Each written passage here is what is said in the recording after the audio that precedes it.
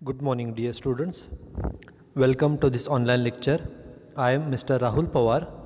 In today's lecture, we are going to see three examples on exemptions from short-term capital gain under section 54D. Okay, the name of the topic is short-term capital gain, and in this particular topic, we have already studied the calculation of short-term capital gain. आपला हा जो topic आहे short term capital gain, यामध्ये आपण आत्तापर्यंत short term capital gain कशा पद्धतीने calculate केला जातो, what is the meaning of short term capital gain, how it is calculated, we have seen in the previous lectures. Okay, now in this particular lecture we are going to study the section 54D of Income Tax Act.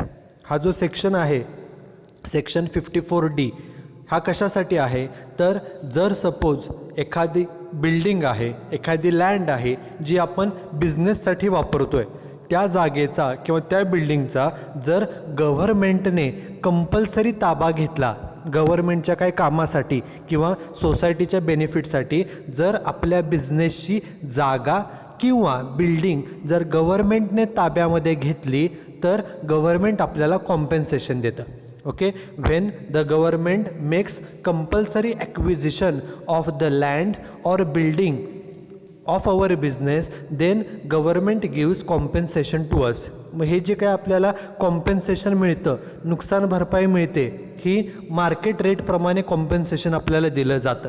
आणि या compensation मिळाल्यामुळे आपल्याला साहजिक आहे काही फायदा होतो, capital gain होतो.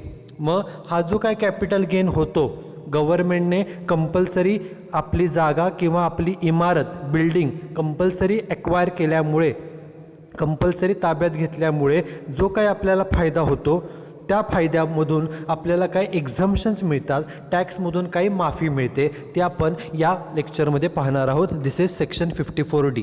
First we will see what is section 54D.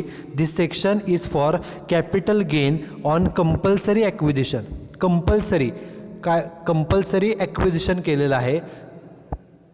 Acquire करणे म्हणजे ताब्यामध्ये घेणे, काय, of land and building forming a part of industrial undertaking. म्हणजे आपला जो बिझनेस आहे, आपल्या इंडस्ट्री आहे, बिझनेस आहे, त्या बिझनेसची जागा लँड किंवा बिल्डिंगचा जर कंपल्सरी ॲक्विजिशन केलं, कंपल्सरी गव्हर्नमेंटनं ताबा घेतला, तर त्याच्यासाठीचा हा सेक्शन आहे सेक्शन 54D. काय सांगितलं बघा, capital gain arising to assessee.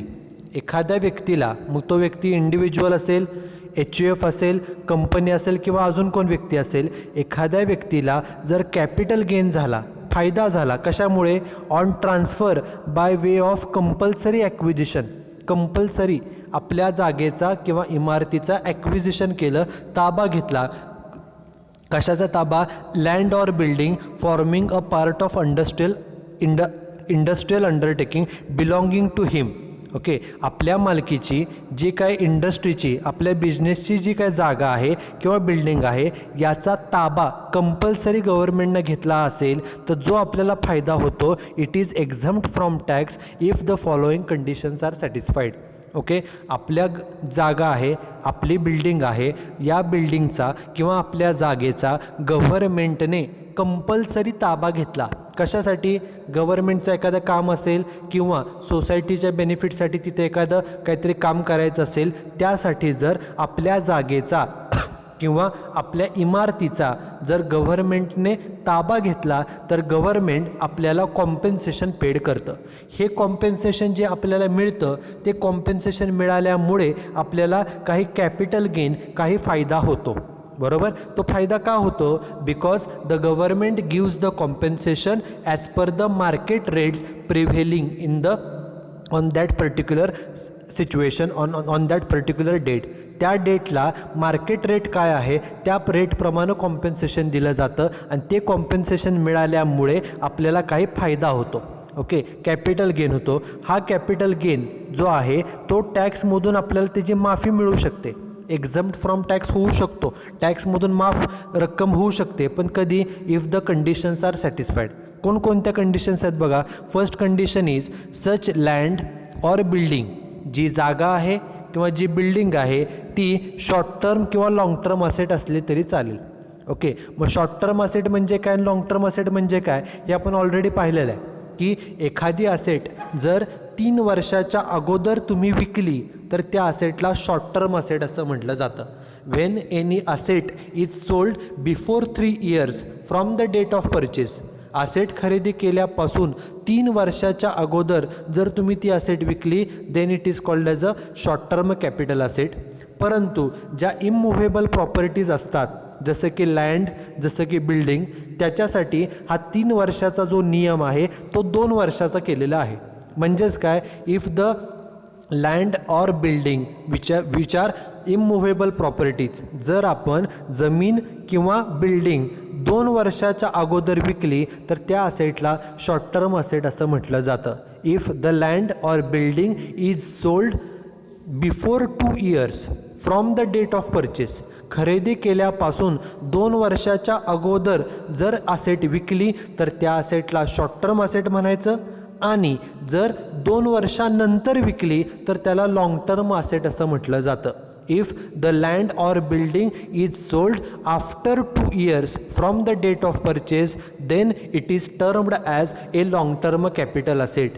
जर आपण आपली जागा किंवा बिल्डिंग, इमारत जर खरेदी केल्यापासून 2 वर्षानंतर विकली असेल तर त्या असेटला लाँग टर्म असेट असं म्हटलं जातं. ही पहिली कंडिशन काय सांगितले, पहिली कंडिशन आहे की ती जी जागा आहे किंवा जी बिल्डिंग आहे ती शॉर्ट टर्म किंवा लाँग टर्म असेट असली तरी चालेल. म्हणजे ती असेट आपण कधी विकतोय हे बघण्याची आवश्यकता नाही, ते शॉर्ट टर्म असो किंवा लाँग टर्म असेट असेल तरी चालू शकते. This is first condition. Then second condition काय पहा, such land or building was used by the assessee for the purpose of industrial undertaking. Industrial undertaking म्हणजे काय, त्या जागेचा किंवा त्या इमारतीचा आपण आपल्या बिझनेससाठी वापर केला असला पाहिजे. बिझनेससाठी ती जागा आणि इमारत वापरली असली पाहिजे for minimum 2 years before the compulsory acquisition.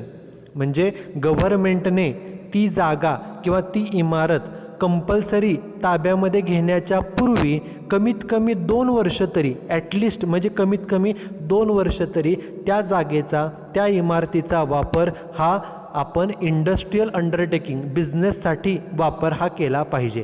He second condition महत्त्वाची आहे. काय कंडिशन सांगते की जी जागा आहे किंवा जी इमारत आहे जी गव्हर्मेंटनं कंपल्सरी ताब्यामध्ये घेतलेली आहे, ती ताब्यामध्ये घेण्यापूर्वी कमीत कमी मिनिमम 2 वर्ष तरी ती जागा, ती इमारत ही आपण आपल्या बिझनेससाठी वापरली पाहिजे. This is condition number 2. ही दुसरी कंडिशन आहे.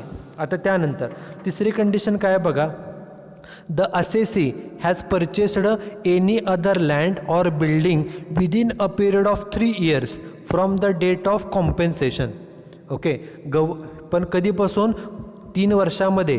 काय सांगितलं पुन्हा एकदा बघा, द असेसी त्या व्यक्तीने, मग ती व्यक्ती असेल, कंपनी असेल किंवा HUF असेल, त्या व्यक्तीने ज्यांची जागा गव्हर्मेंटने ताब्यामध्ये घेतलेली आहे त्यांनी काय करावं, the assessee has purchased any other land, त्यांनी नवीन जागा खरेदी करावी किंवा बिल्डिंग खरेदी करावी. किती दिवसामध्ये, within a period of 3 years, 3 वर्षामध्ये तुम्ही नवीन जागा खरेदी करा किंवा बिल्डिंग खरेदी करा. किती दिवसामध्ये, 3 वर्षामध्ये. पण 3 वर्ष कधीपासून हे महत्त्वाचं आहे, from the date of receipt of compensation.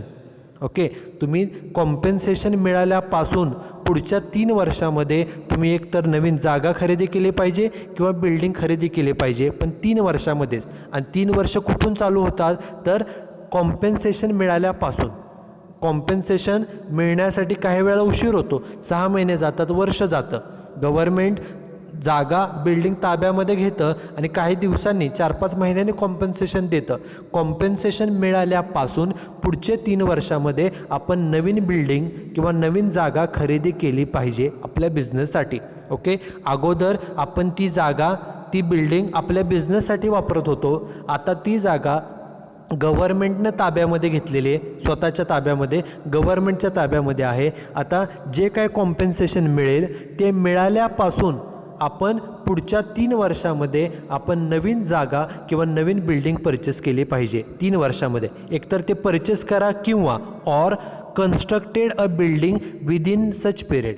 3 वर्षामध्ये तुम्ही जागा खरेदी करा, नाहीतर बिल्डिंग खरेदी करा, नाहीतर त्या 3 वर्षामध्ये एखादी बिल्डिंगचं कन्स्ट्रक्शन करा, बिल्डिंग बांधा 3 वर्षामध्ये and shifted or reestablished his displaced business in it. आणि त्या जागेवरती तुम्ही जो तुमचा बिझनेस अगोदर चालू होता, अगोदर तुमचा बिझनेस ज्या जागेवर होता, ज्या बिल्डिंगमध्ये होता, ती जागा किंवा ती बिल्डिंग आता गव्हर्नमेंटनं ताब्यामध्ये घेतलेली आहे. त्यामुळे आता तुमचा बिझनेस हा तात्पुरता टेम्पररी दुसरीकडे कुठेतरी तुम्ही चालवत असणार आहात, बरोबर. मग एकदा का गव्हर्नमेंटनं तुम्हाला कॉम्पेन्सेशन दिलं की त्यानंतर पुढच्या 3 वर्षामध्ये तुम्ही एकतर नवीन जागा खरेदी केली पाहिजे, किंवा त्या 3 वर्षामध्ये नवीन बिल्डिंग खरेदी केली पाहिजे, किंवा त्या 3 वर्षामध्ये तुम्ही नवीन बिल्डिंग बांधली पाहिजे. आणि त्या नवीन बिल्डिंगमध्ये, बांधलेल्या बिल्डिंगमध्ये किंवा खरेदी केलेल्या बिल्डिंगमध्ये तुमचा जो बिझनेस आहे, जो तात्पुरता तुम्ही दुसरीकडे शिफ्ट केलेला असेल, त्या नवीन बिल्डिंगमध्ये, नवीन जागेमध्ये तुम्ही तो बिझनेस हा पुन्हा रिएस्टॅब्लिश केला पाहिजे. ही महत्त्वाची कंडिशन आहे. म्हणजे तुमची जागा घेतल्यानंतर गव्हर्नमेंट कॉम्पेन्सेशन देईलच, परंतु ते कॉम्पेन्सेशन मिळाल्यानंतर त्या तारखेपासून पुढच्या 3 वर्षामध्ये तुम्ही एकतर नवीन लँड परचेस करा, हा एक पर्याय. दुसरा पर्याय नवीन बिल्डिंग परचेस करा, हा दुसरा पर्याय. आणि तिसरा पर्याय म्हणजे नवीन बिल्डिंगचं बांधकाम करा.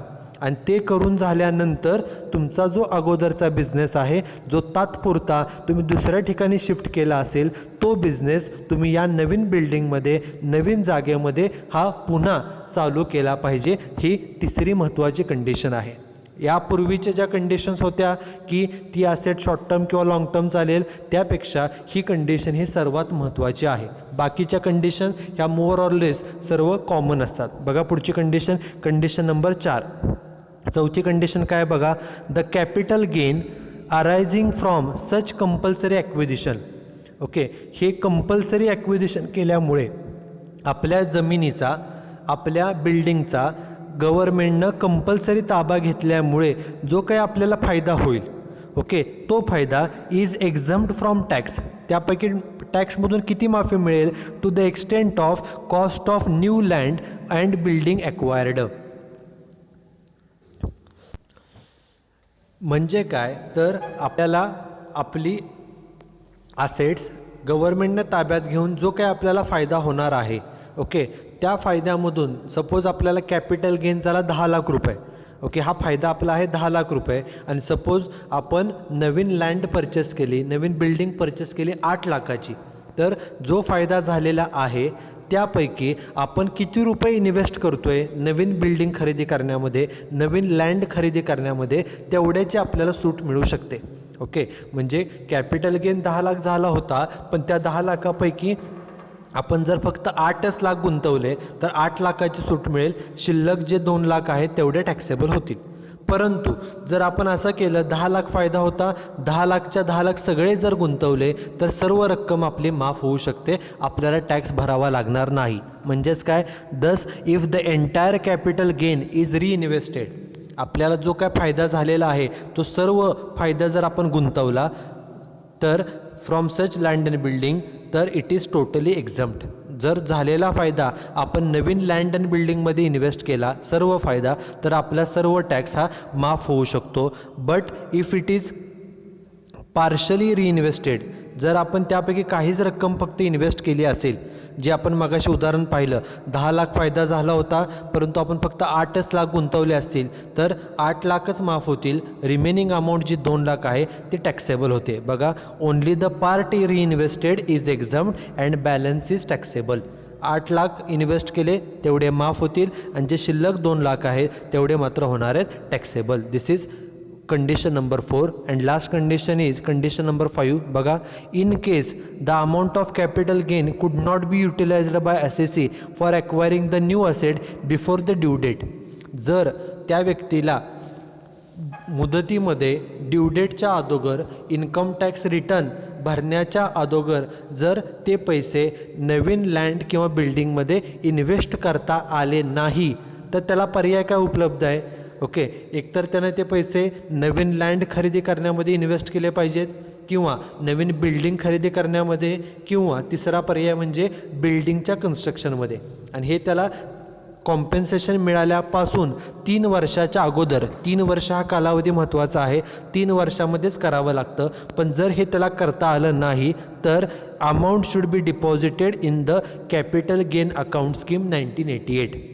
तर ते पैसे, जो झालेला फायदा आहे तो कॅपिटल गेन अकाउंट स्कीममध्ये गुंतवावा and it should be used for acquiring the asset within the stipulated period. जो काय कालावधी आहे 3 वर्षाचा, तात्पुरते ते पैसे या स्कीममध्ये गुंतवायचे, कॅपिटल गेन अकाउंट स्कीम 1988मध्ये, आणि त्यामध्ये पैसे डिपॉझिट करून जो काय नवीन असेट खरेदी करण्याची मुदत आहे 3 वर्षांची, लँड परचेस करायची असेल, बिल्डिंग परचेस करायची असेल किंवा बिल्डिंगचं कन्स्ट्रक्शन करायचे असेल, यासाठी मुदत 3 वर्षाची आहे. कॉम्पेन्सेशन मिळाल्यापासून पुढची 3 वर्ष, तर त्या 3 वर्षामध्ये तुम्ही हे जे पैसे तुम्ही कॅपिटल गेन अकाउंट स्कीममध्ये गुंतवलेले आहेत, या पैशाचा वापर करून तुम्ही नवीन असेट खरेदी किंवा कन्स्ट्रक्ट करू शकता. त्यामुळे हा देखील एक चौथा पर्याय आहे.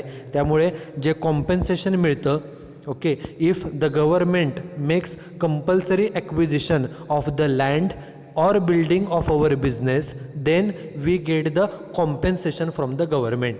आपल्या बिझनेसची जर जागा किंवा बिल्डिंग, बिझनेसची जागा किंवा बिल्डिंग जर गव्हर्मेंटनं ताब्यामध्ये घेतली तर गव्हर्मेंट आपल्याला नुकसान भरपाई म्हणून काही रक्कम देते. when we get the compensation from the government, automatically we earn certain profit. It is because the government gives compensation as per the market rates. Government आपल्याला ज्या वेळेला नुकसान भरपाई पेड करतं तेव्हा ती नुकसान भरपाई सध्याचा जो मार्केटचा रेट आहे त्या रेटप्रमाणे नुकसान भरपाई देतं. त्यामुळे ॲटोमॅटिकली आपल्या असेटची जी काही किंमत असते त्यापेक्षा चांगल्या किमतीनं आपल्याला कॉम्पेन्सेशन मिळतं, जादा किंमत मिळते. जादा किंमत मिळते म्हणजे आपल्याला फायदा होतो. That particular profit is called as a capital gain. हा जो काय फायदा होतो तो आपला कॅपिटल गेन आहे. आता हा फायदा कॅल्क्युलेट कसा केला जातो? उदाहरणार्थ, सपोज आपली एखादी बिल्डिंग आहे, ओके, आणि त्या बिल्डिंगचं सपोज 2019-20मध्ये त्या बिल्डिंगची किंमत ही सपोज होती 15 लाख रुपये. किती किंमत होती? 15 लाख रुपये. ती बिल्डिंग जुनी आहे, सपोज 4-5 वर्षापूर्वीचे, 10-15 वर्षापूर्वीचे. त्या बिल्डिंगची सध्याची किंमत रिटर्न डाऊन व्हॅल्यू, ओके, म्हणजे दरवर्षी डेप्रिसिएशन वजा करून जी शिल्लक किंमत आहे, आपण त्याला अकाउंटिंगच्या भाषेमध्ये WDV म्हणजे रिटर्न डाऊन व्हॅल्यू म्हणतो, ती सपोज 15 लाख आहे. ओके, यावर्षी त्या बिल्डिंगची किंमत 15 लाख आहे. ती 15 लाखाची बिल्डिंग गव्हर्नमेंटनं ताब्यामध्ये घेतली आणि आपल्याला कॉम्पेन्सेशन दिलं 20 लाख रुपये. ओके, आपल्याला मिळाले किती? 20 लाख. आपली बिल्डिंग किती रुपयाची होती? 15 लाख. म्हणजे 15 लाखाची असेट बदल्यात आपल्याला 20 लाख मिळाले. म्हणजे किती रुपये जादा मिळाले सांगा? 5 लाख रुपये जादा मिळाले. त्या 5 लाखाला कॅपिटल गेन असं म्हटलं जातं. त्यामुळे हा कॅपिटल गेन कसा कॅल्क्युलेट केला जातो? तर कॉम्पेन्सेशन रिसिव्ड 20 लाख बरोबर, त्यातनं लेस WDV ऑफ असेट. आपली जी असेट गव्हर्नमेंटनं ताब्यात घेतली त्याची किंमत 15 लाख, 20 लाखातनं 15 लाख वजा केले, जादा किती मिळाले आपल्याला? 5 लाख रुपये. तो 5 लाख झाला कॅपिटल गेन. ओके, मग आता हा जो काय कॅपिटल गेन आहे, हा कॅपिटल गेन फायदा जो झालेला आहे, या फायद्यावरती आपल्याला गव्हर्नमेंटला टॅक्स भरावा लागतो. परंतु जर तुम्ही हा जो काय फायदा झालेला आहे, किती फायदा झाला आहे आपल्याला?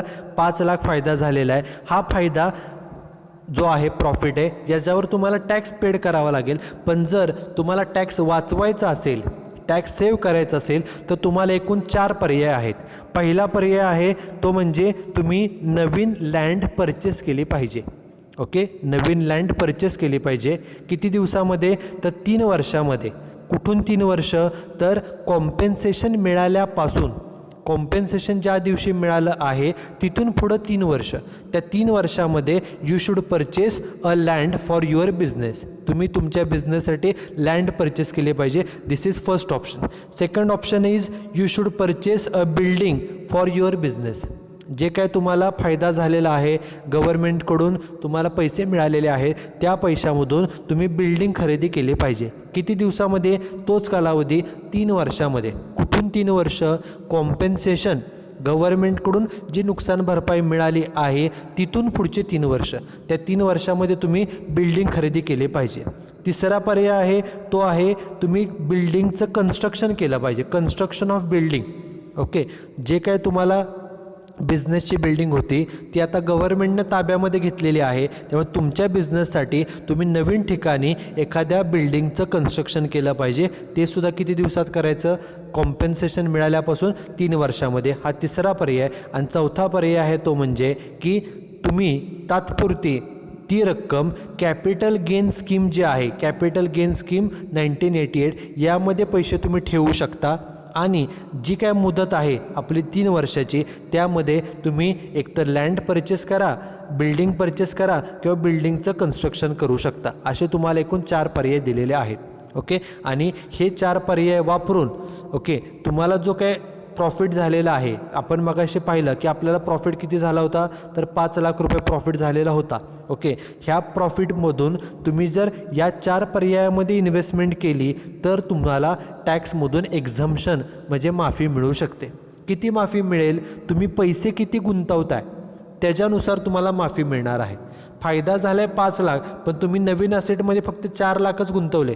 एकूण फायदा 5 लाख होता, त्यापैकी 4 लाखच गुंतवले, म्हणजे शिल्लक किती राहिले? 1 लाख रुपये राहिले. 1 लाख रक्कम राहिली टॅक्सेबल. त्यामुळे नियम आहे की if the part amount is reinvested, जो काय कॅपिटल गेन झालेला आहे 5 लाख, तो त्यापैकी जर आपण काहीच रक्कम फक्त गुंतवली तर जेवढी रक्कम गुंतवली आहे 4 लाख तेवढ्याचं एक्झम्पशन मिळेल आणि शिल्लक जी रक्कम आहे 1 लाख तेवढी राहते टॅक्सेबल. परंतु जर एखाद्या व्यक्तीनं असं केलं की जो फायदा झालेला 5 लाख तो 5 लाखच्या 5 लाख जर गुंतवला, जेवढा फायदा झाला आहे त्यानं सर्व गुंतवला, त्यामुळे टॅक्सेबल रक्कम ही 0 होणार आहे, त्याला टॅक्स काहीच भरावा लागणार नाही. ही दुसरी सिच्युएशन. आणि तिसरी सिच्युएशन, त्याला फायदा झालेला 5 लाख, त्यानं नवीन असेटमध्ये 7 लाख गुंतवले, जादा पैसे गुंतवले, तर टॅक्सेबल रक्कम काय येईल बघा. फायदा किती होता? 5 लाख, त्यानं त्यापेक्षा जादा पैसे गुंतवले, त्यामुळे टॅक्सेबल रक्कम काही येणार नाही. ओके, टॅक्सेबल रक्कम कधी येते? जर जो कॅपिटल गेन झालेला आहे त्यापैकी काही कॅपिटल गेन जर शिल्लक राहिला तरच फक्त रक्कम टॅक्सेबल येते. त्यानं 5 लाखापैकी 5 लाख फायदा होता, त्यानं 5पेक्षा जादा रक्कम इन्व्हेस्ट केलेली आहे, त्यामुळं सर्व कॅपिटल गेन त्यानं गुंतवलेलं आहे, त्यामुळे टॅक्सेबल रक्कम ही 0 येणार आहे. त्यामुळं गव्हर्नमेंटने जर कंपल्सरी आपल्या जागेचा, बिझनेसच्या जागेचा किंवा बिझनेसच्या बिल्डिंगचा जर ताबा घेतला असेल, त्या ताबा घेऊन जो काय आपल्याला फायदा होतो, कॅपिटल गेन होतो, त्याच्या या डिडक्शन ज्या आहेत त्या या डिडक्शन या सेक्शन 54D मध्ये आहेत आणि त्यासाठी हे 4 पर्याय दिलेले आहेत. आता आपण एक्झाम्पल बघूया. एक्झाम्पल नंबर 9 या टॉपिकचं हे 9वं एक्झाम्पल आहे. एक्झाम्पल केअरफुली वाचा. काय सांगितलं आहे बघा. The government acquired on 1 April 2019 the building owned by ABC limited. 1 April 2019ला जी ABC लिमिटेडची बिल्डिंग होती, ABC लिमिटेड हे कंपनीचं नाव आहे, या कंपनीची जी बिल्डिंग होती ती बिल्डिंग गव्हर्नमेंटनं ॲक्वायर केली म्हणजे ताब्यामध्ये घेतली. कोणत्या कंपनीची बिल्डिंग? कुणाची आहे? ABC लिमिटेडची बिल्डिंग ताब्यामध्ये घेतली. And paid compensation of ₹8,50,000. ही जी बिल्डिंग आहे ABC लिमिटेडची ती गव्हर्नमेंटनं ताब्यामध्ये घेतली आणि त्या बदल्यात नुकसान भरपाई किती रुपये दिली? ₹8,50,000. म्हणजे एवढे पैसे मिळाले गव्हर्नमेंटकडून. पुढे, the building was used as a factory by the company since 2016. त्या बिल्डिंगचा वापर गेली काही वर्ष 2016पासून आपण आपल्या फॅक्टरी म्हणून, म्हणजे थोडक्यामध्ये फॅक्टरीसाठी म्हणजे बिझनेससाठी त्याचा वापर करत आहोत. पुढे, it's return down value on 1 April 2019. या बिल्डिंगची 1 एप्रिल 2019ला व्हॅल्यू किती होती? वॉज रुपीज किती सांगितलं आहे? 3,50,000. ओके, 1 एप्रिलला ज्या दिवशी गव्हर्नमेंटने ही ताब्यामध्ये घेतली त्या बदल्यात कॉम्पेन्सेशन दिले आपल्याला 8.5 लाख रुपये. त्याच दिवशी त्या बिल्डिंगची WDV रिटर्न डाऊन व्हॅल्यू किती होती? तर 3,50,000 रुपये एवढी होती. किती होती? 3,50,000. पुढे सांगितलं आहे, the company purchased new land for the factory on 1 July 2019 for ₹1 lakh. त्या व्यक्तीनं काय केलं, गव्हर्नमेंटनं जे काय कॉम्पन्सेशन दिलं होतं, नुकसान भरपाई दिली होती, त्या पैशामधून त्यानं 1 जुलै 2019ला एक फॅक्टरीसाठी लँड परचेस केली. किती रुपयाची? 1 लाखाची. And deposited 3,50,000 in the capital gain account scheme. आणि 3.5 लाख रुपये काय केले, त्या कॅपिटल गेन अकाउंट स्कीममध्ये जमा केले. 1 लाखाची जागा खरेदी केली आणि 3.5 लाख रुपये कॅपिटल गेन स्कीममध्ये गुंतवले. आपल्याला विचारलं आहे कॅल्क्युलेट टॅक्सेबल कॅपिटल गेन. आपल्याला टॅक्सेबल कॅपिटल गेन हा कॅल्क्युलेट करायचा आहे. आता या एक्झाम्पलमध्ये काय सांगितलेलं आहे, या एक्झाम्पलमध्ये सांगितलं आहे की कंपनीचं नाव, कोणत्या कंपनीची बिल्डिंग ताब्यामध्ये घेतली, ABC लिमिटेड. बरोबर, ती बिल्डिंग ABC लिमिटेडच्या मालकीची होती, त्यामुळे ABC लिमिटेडला कॉम्पेन्सेशन मिळालं आहे. त्यामुळे आपल्याला ABC लिमिटेडसाठी capital gain, short term capital gain हा कॅल्क्युलेट करायचा आहे. म्हणून पहिल्यांदा नाव लिहायचं कंपनीचं ABC लिमिटेड. सेकंड लाईनला आपण टॅक्सेबल कॅपिटल गेन कॅल्क्युलेट करतो आहे. सेकंड लाईनला computation of taxable short term capital gain हे मेन्शन करायचं. आणि कोणत्या वर्षासाठी? For assessment year 2021. For assessment year 2021. Before starting to calculate the short term capital gain, we have to mention these 3 points. First, on the first line we should mention whose capital gain we are calculating. आपण कोणाचं capital gain calculate करतो आहे ते लिहावं लागतं. Normally आपल्याला एखाद्या व्यक्तीचं नाव दिलं जातं, त्या व्यक्तीला फायदा झाला. या एक्झाम्पलमध्ये ही बिल्डिंग ABC लिमिटेडच्या मालकीची होती, त्यामुळे जो झालेला फायदा आहे तो ABC लिमिटेडला झालेला आहे. म्हणून पहिल्यांदा ज्यांना फायदा झाला त्या कंपनीचं नाव लिहिलं ABC limited. This is first point. On the second line we should mention which capital gain we are calculating. आपण taxable short term capital gain calculate करायचा आहे, तो सेकंड लाईनला मेन्शन करायचा. आणि थर्ड लाईनला कोणत्या असेसमेंट इयरसाठी, तर for assessment year 2021. These 3 points we have to mention before calculating the taxable short term capital gain. And after mentioning these 3 points, we have to prepare 2 columns. First column is particulars and second column is amount in rupees. हे 2 column आपल्याला तयार करावे लागतात. आता हे 2 column फक्त आपल्याला नोटबुकच्या half page एवढेच तयार करावे लागतात, नोटबुकच्या हाफ पेज फक्त. आता कॅपिटल गेन कसं कॅल्क्युलेट करायचा, मगाशी सांगितलं की बघा आपल्याला कॉम्पेन्सेशन किती रुपये मिळाले, कॉम्पेन्सेशन मिळालं आहे 8,50,000. म्हणून सुरुवातीला घ्यायचं कॉम्पेन्सेशन रिसिव्ड फ्रॉम गव्हर्नमेंट 8,50,000. 8,50,000 रुपये मिळाले. त्यातून काय लेस करायचं, तर जी बिल्डिंग गव्हर्नमेंटनं ताब्यामध्ये घेतली त्या बिल्डिंगची व्हॅल्यू. बघा एक्झाम्पलमध्ये सांगितलं आहे return down value of building किती होती, 3,50,000. ती बिल्डिंग 3,50,000ची होती. बिल्डिंग ज्या दिवशी ताब्यामध्ये घेतली त्या दिवशीची त्या बिल्डिंगची व्हॅल्यू 1/4/2019ची व्हॅल्यू WDV म्हणजेच रिटर्न डाऊन व्हॅल्यू किती होती, 3,50,000. म्हणजे जी आपली बिल्डिंग 3.5 लाखाची होती त्या गव्हर्नमेंटनं ताब्यात घेऊन आपल्याला 8.5 लाख रुपये दिले, जादा पैसे दिले. किती जादा पैसे मिळाले आपल्याला, 5 लाख रुपये. हा जो फायदा झाला त्याला नाव द्यायचं कॅपिटल गेन. बरोबर, आपली बिल्डिंग आहे 3.5 लाखाची, 3.5 लाखाची बिल्डिंग गव्हर्नमेंटनं ताब्यामध्ये घेतली आणि आपल्याला नुकसान भरपाई म्हणून 8.5 लाख रुपये दिले, म्हणजे 5 लाख जादा मिळाले. त्या 5 लाख फायदा जो झाला त्याला नाव द्यायचं कॅपिटल गेन. आता हा जो काय आपल्याला फायदा झालेला आहे किती रुपये, 5 लाख. नियम काय सांगतो, हा फायदा कशामुळे झाला, तर आपली बिल्डिंग, आपल्या बिझनेसची बिल्डिंग गव्हर्नमेंटनं ताब्यामध्ये घेतल्यामुळे हा फायदा झाला. फायदा 5 लाख आहे. आता हा जो फायदा आहे हा फायदा कुठे गुंतवला आहे बघा, the company purchased new land for the factory of rupees 1 lakh. या फायद्यामधून 1 लाखाची नवीन जागा खरेदी केली आणि 3.5 लाख रुपये कॅपिटल गेन अकाउंट स्कीममध्ये गुंतवले.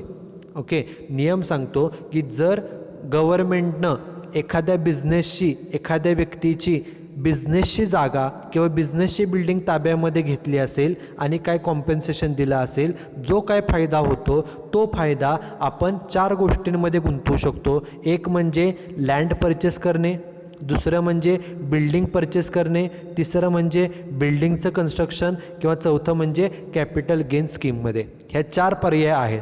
यापैकी यांनी 2 पर्याय वापरले. 1 लाखाची जागा खरेदी केली आणि 3.5 लाख रुपये कॅपिटल गेन स्कीममध्ये गुंतवले. या दोन्हीची डिडक्शन मिळेल अंडर सेक्शन 54D.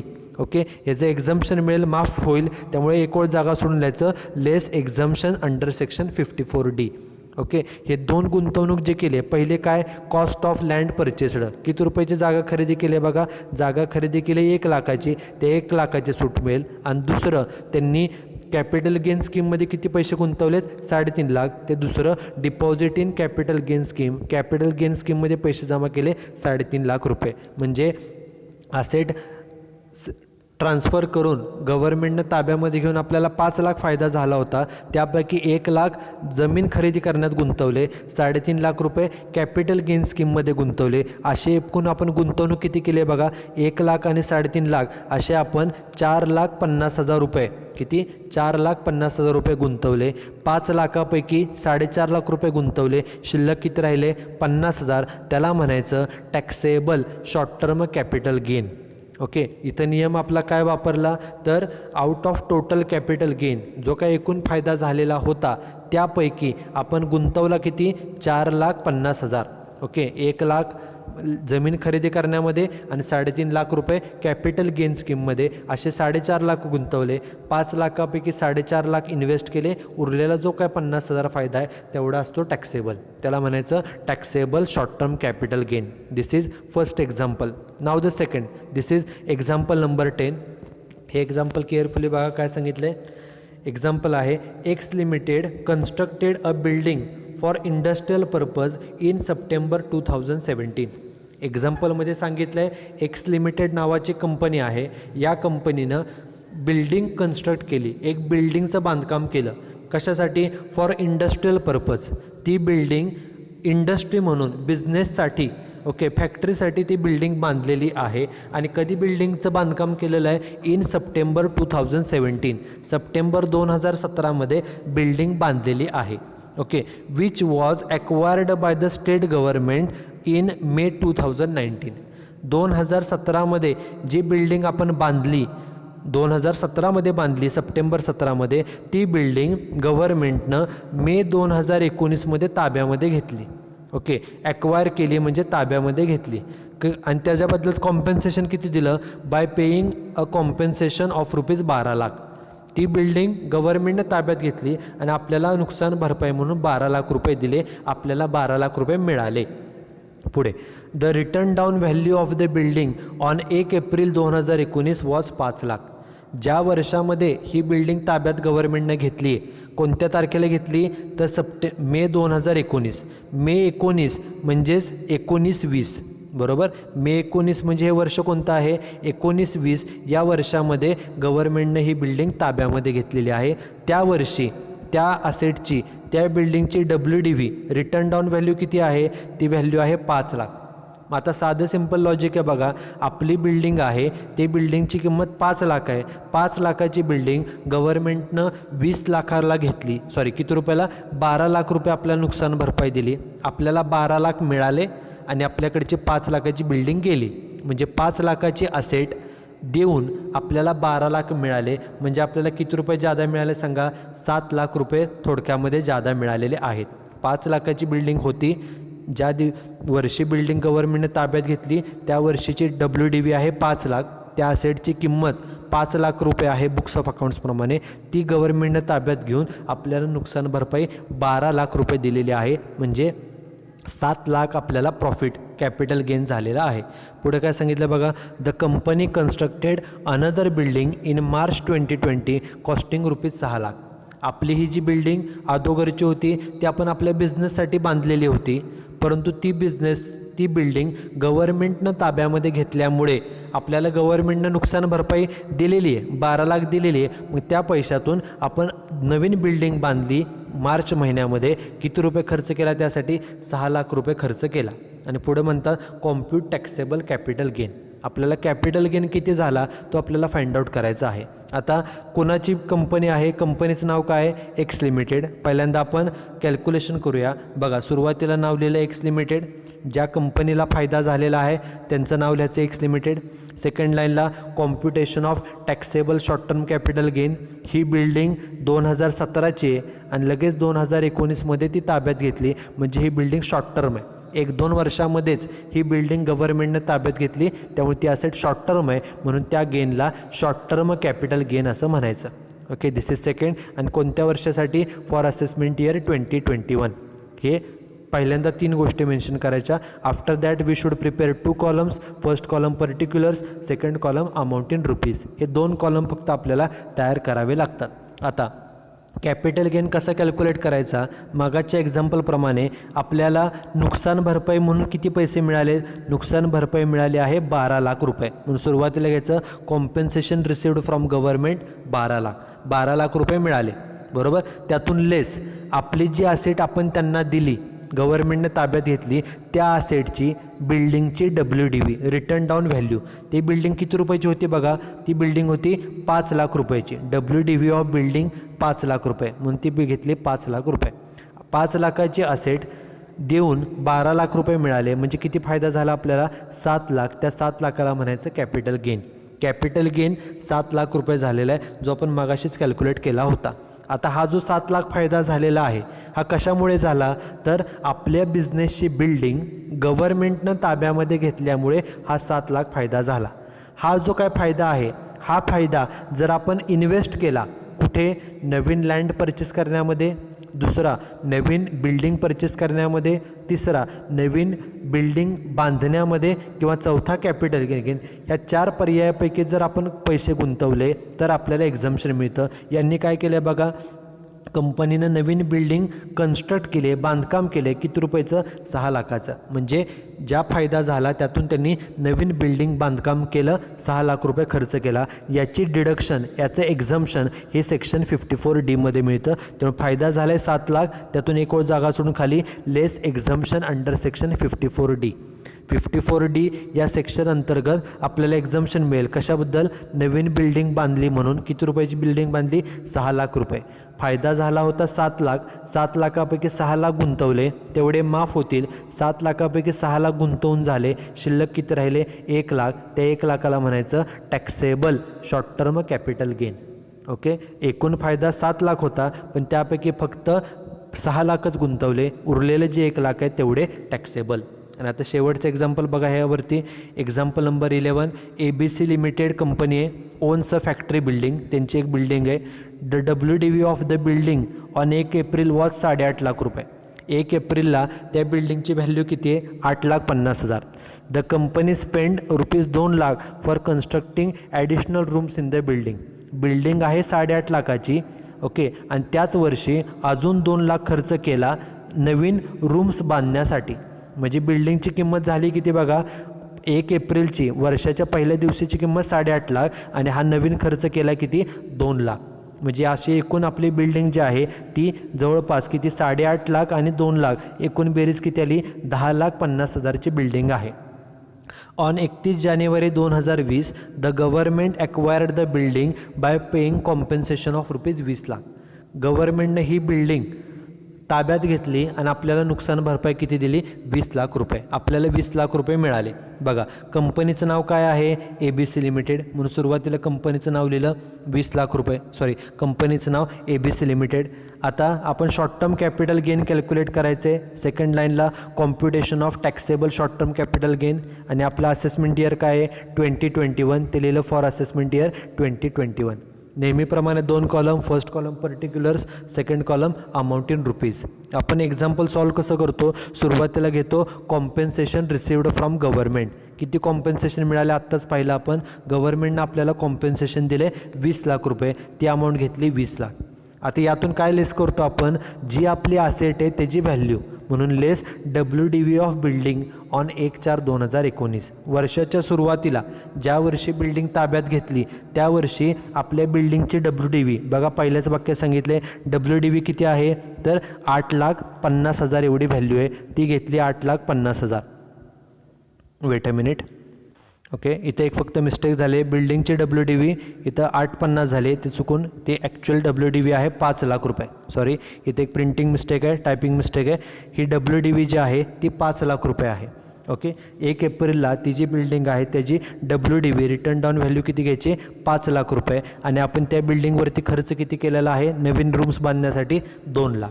म्हणजे 5 लाखाची असेट होती प्लस अजून 2 लाख खर्च केला, म्हणजे ॲक्च्युअल ती असेट ही 7 लाखाची झालेली आहे. मग त्या दोन्ही किमती लेस केल्या, एक तर त्याची किंमत 5 लाख, ओके, आणि त्यावरती अजून आपण रूमसाठी किती खर्च केलेला, 2 लाख. म्हणजे वर्षाच्या सुरुवातीलाच 5 लाखाची असेट होती प्लस 2 लाख खर्च केला, अशी आपली असेट होती 7 लाखाची. बरोबर. 5 लाख वर्षाच्या सुरुवातीची किंमत आहे आणि त्याच वर्षी काही महिन्यांनी नवीन रूम्स बांधण्यासाठी 2 लाख खर्च केला, अशी त्या असेटची किंमत किती आहे, व्हॅल्यू किती आहे, 7 लाख. 7 लाखाची असेट गव्हर्नमेंटनं ताब्यात घेतली आणि आपल्याला नुकसान भरपाई कॉम्पेन्सेशन किती पेड केलं आहे, 20 लाख. 7 लाखाची असेट घेऊन गव्हर्नमेंटनं आपल्याला 20 लाख दिले, म्हणजे आपल्याला किती रुपये जादा मिळाले सांगा, 13 लाख रुपये. हा फायदा आहे, त्याला म्हणायचं कॅपिटल गेन.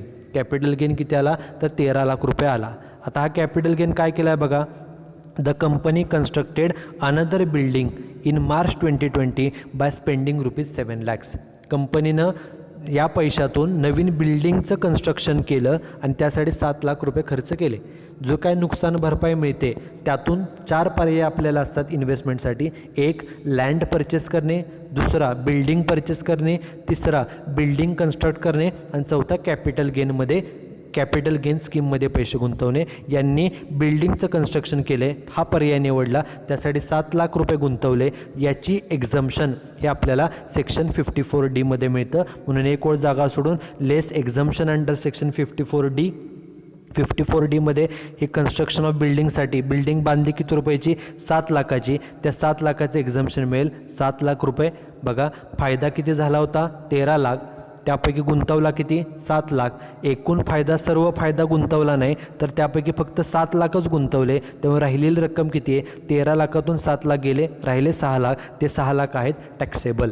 म्हणजे हा जो काही शिल्लक प्रॉफिट आहे, कॅपिटल गेन आहे 6 लाख, या 6 लाखावरती शॉर्ट टर्म कॅपिटल गेन जो आहे हा टॅक्सेबल आहे, ज्याच्यावरती हा टॅक्स पेड करावा लागेल. Okay. So these are the 3 examples on section 54D. Okay, you should write down all these 3 examples and solution in your notebook. Okay, thank you very much.